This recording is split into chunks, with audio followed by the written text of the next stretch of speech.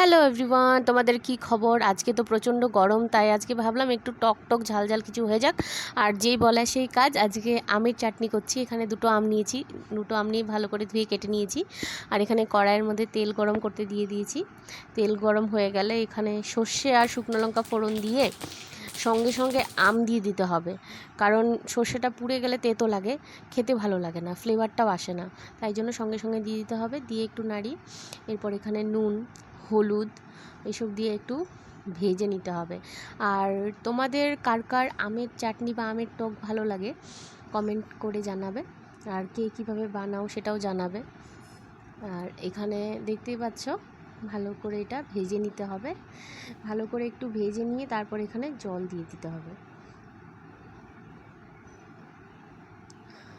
আর প্রচণ্ড গরমে সবারই আমের চাটনি বা যে কোনো চাটনি খুব ভালো লাগে খেতে।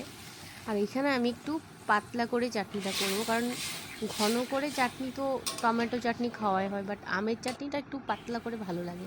আর এখানে জল দেওয়ার পর আমি এখানে চিনি দিচ্ছি।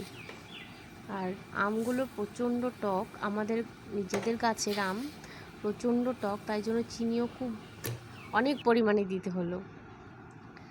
আর চিনি দিয়ে ভালো করে মিশিয়ে দিয়ে তারপর ফুটে গেলে ব্যাস হয়ে গেল আমাদের আমের চাটনি, টক টক ঝাল ঝাল। আর কমেন্ট করে জানাবে কীরকম লাগলো। Thank you.